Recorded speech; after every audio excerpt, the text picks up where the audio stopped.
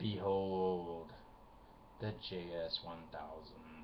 Alright, this is a 2006 JS1000 Burnt Transparent Blue. I've wanted one of these since I was a little kid. When I first saw them in magazines, I lost my shit. This is my favorite color combo of all time.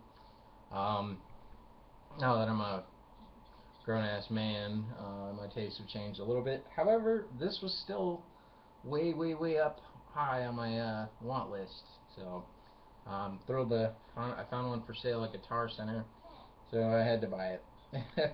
The only complaint I'm going to get into is the bridge, and I'll get to that in a little bit. Alright, for stats-wise, the black ones are pretty much the same goddamn thing. If you want to save some money and want a kick-ass guitar, I've seen them for as low as $600 at Guitar Center, and they're all over the place, the black ones. So if you're not afraid of having a black Ibanez, which is the most common thing ever, go ahead and pick one up, and you won't be disappointed. You'll save yourself some money too, because the Ibanezes are very color dependent for cost, which is stupid, but it is what it is. Alright, just to give you some background of this guitar, this is obviously a Joe Satriani model, hence the JS title. Came out in 1991. Alright, there's been several changes since then. A lot of them people don't know about. So, for instance, the neck. A lot of people think that this guitar is based completely off the Radius model. The body shape clearly is, right? However, it's a little bit different. Let me grab my Radius. Alright. It's a little bit different, pardon the mess, than the Radius. Alright. The horns are a little fatter on the JS. They're a little more sticky out looking. This one's been modified quite a bit, obviously. It's got gold leaf on it. And the angled jack input was put on it. But yeah, this one's not running right now. But besides the body shape, which is similar, it's very, very similar, there are differences. It's not a carbon copy of each other. Alright. The neck is its own thing. This neck is very different from the Radius. Alright, they're not the same. A lot of people think this is based off the Radius neck. It's actually based off an acoustic guitar he loved. Had his favorite feel on this acoustic guitar. Just this old beat to shit thing that he just fell in love with and wanted to keep playing it, but he couldn't, so he had Ibanez put it on a digitizer and did all this stuff. And over the years, the neck shape has actually changed quite a bit. If you play a JS1 and a JS1000, late model JS1000 back to back, you'll be like, oh, that's different. You won't notice it if you don't own a JS1000 and you play one, and then a couple months later you play the other. They'll feel similar, of course, but back to back they feel very different.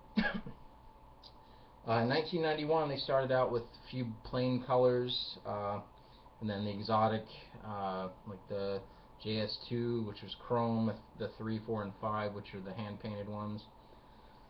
Some of those sell for literally 5 figures, high 5 figures. It's the Rainforest, the JS5, is disgustingly priced. But overall, the features have been pretty much constant. The only weird oddball one is the JS1 that has the middle coil pickup, which is pretty rare. They're not expensive if you find one. I think you should get it. I think when Joe passes away, I think those will jump dramatically in value if they're in great condition. That's my prediction anyway. And then this model in particular, the Burnt Transparent Blue, used to be a Europe only color, then it became a US only color for 2 years. It was only out for a couple years, so they're pretty rare, about as rare as the white ones. If you have a white one or the blue one. They also have a transparent blue without the burn. That's just the TB. This is the BTB. If you're not a fan of the blacking, which I love it, so this one comes with and then the trim was changed over the year. They went from the original Edge to the Low Pro, back to the original Edge, to the Edge Pro, which is here, which makes me sad. I wish this was an Edge. Uh, then they're back to the original Edge now, as of this recording. Um, it's simply a feel thing. These are all high quality units. They wouldn't put a crappy trim on a JS1000. It's just simply how it feels for me. It's very flat, which is cool. However, I like fluttering and I like feeling it, honestly. It's just how I've grown up with guitars anyway. I like to feel the tremolo on it. Then the neck has the radius on the fretboard is a constant 300 millimeter. All right, a lot of people think that these are a compound radius neck. No, the carve on the back is compounded. It's more round up here at the top towards the headstock and flatter where you're soloing through your thumb, classical position. But the radius itself on the fretboard is constant 300 millimeters. It was 330 for a little bit and then back to 300. But that's always been a solid constant radius, so that's never been a compound radius, which is commonly misconstrued on the internet. Anyway, locking nut, typical. This one has a top lock nut, which means there's no holes in the bottom of the neck, which I'm going to get it over here. There's no holes, which means it's not cracking. And I don't understand why every Floyd Rose nut isn't top mounted. It's just really dumb. Then you have your Goto tuners, your typical string tree here. The JS1000s have gold logos. The 100s have the silver logos. That's a quick way to tell which is which. The neck joint is pretty damn comfortable, right? It's got this scooping action here.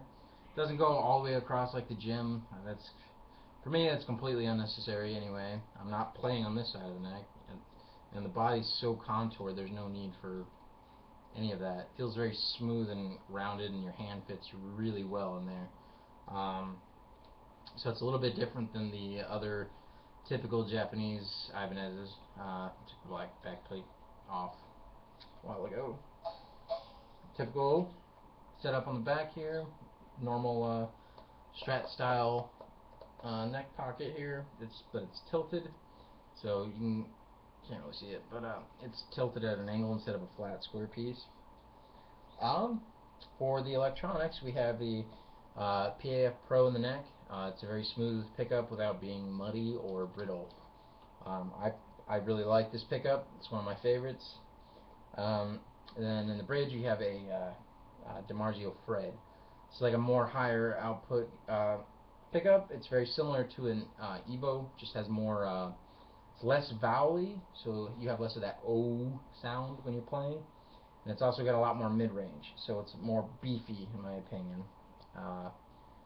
So I personally prefer this over the Evo in the bridge position. A great pickup combination in these, in my opinion, would be an Evo neck, because those are very clear, very high output with a tone zone in the bridge. I think that would be a fantastic combo on this guitar. I'm going to have to try that out. As I said, this is the Edge Pro. It's it's made by Goto. It's very high quality. It's just not my cup of tea. I can swap that out whenever I want. So I'll get on that at some point. Then the volume has a high pass filter. So it's just a push-pull switch, which is nice. I don't like push-push and crap like that. So you have a very solid feel and a visual indication of where you're at. So, and then on the tone control, you have the coil split for the pickups. Obviously, it splits the pickup, so you have a single coil. Then just your typical three-way switch. Another cool feature is the angled input jack. The jack is actually inside. You have to put it inside at an angle, so you cannot. If you loop it around your strap while you're playing, if you can pull it out, you're probably gonna break shit. There's no way that you're getting that out without breaking something. Alright, just for quick sound bites, this will be distorted, just to keep it a little short. Running a, I don't know, it's like a cheap multi-effect unit through a PV Classic 50, so it sounds okay. Probably not going to sound the greatest on here, but you get some idea. You got your bridge.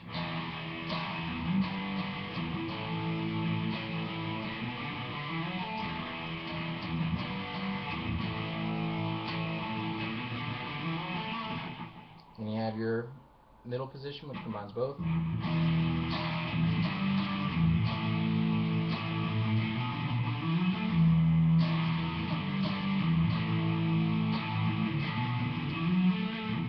Then you have your neck pickup.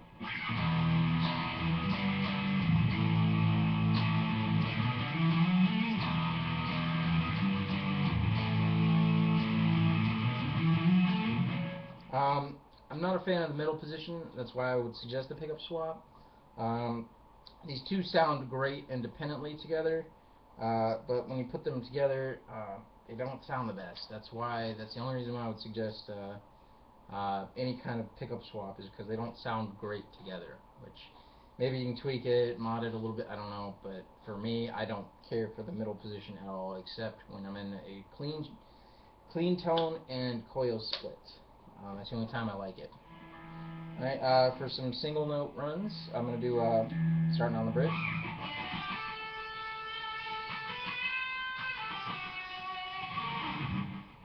Together.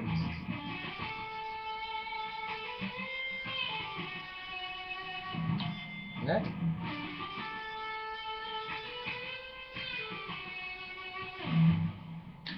Bridge. Both. Neck. Alright, and then just for some short tapping.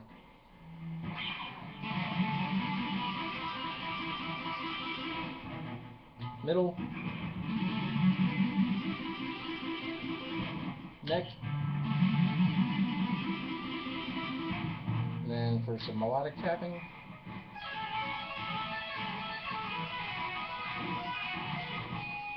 Both.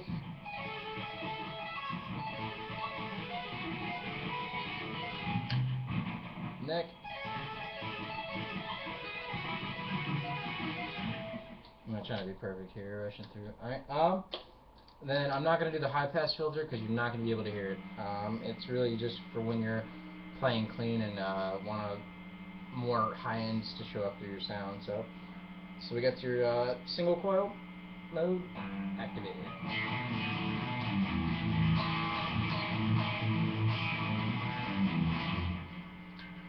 Middle position.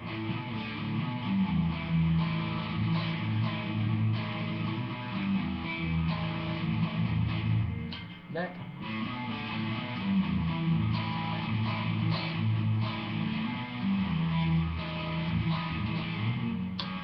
Alright, if you roll the volume back, maybe you can hear it. This is with the high pass filter off.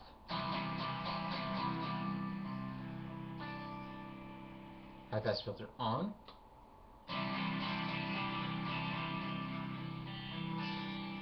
More pronounced in the single coil mode. So you can, it's kind of like rolling the tone knob to full instead of having it at like 8. So for single note runs on the single coil. Oops. Both. Neck.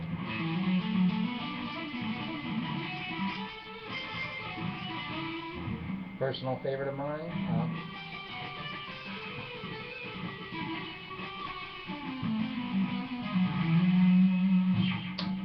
I like having both up for doing kind of single note runs with the coil split activated. All in all, this is a fucking great guitar. I highly recommend it to everybody. If you can't find the blue one, which you probably can't, they're pretty damn rare, sorry, but get the black one. They're literally the same thing, just different paint. So and that's all. If you have any questions about this guitar, let me know.